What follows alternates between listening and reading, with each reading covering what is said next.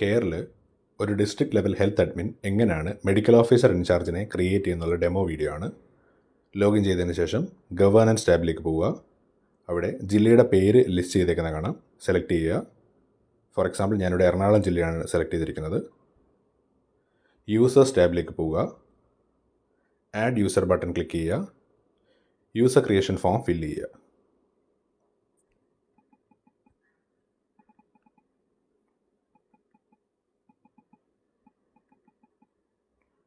User name കൊടുത്തതിന് ശേഷം email I D enter ചെയ്യുക.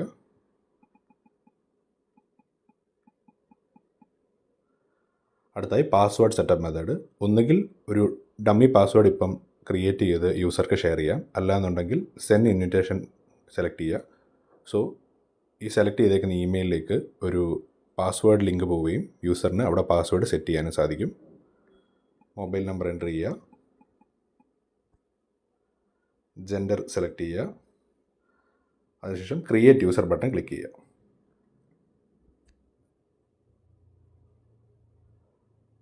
ലിങ്ക് ടു ഓർഗനൈസേഷൻ എന്ന ഈ വിൻഡോ ജസ്റ്റ് ഒന്ന് ക്ലോസ് ചെയ്യുക.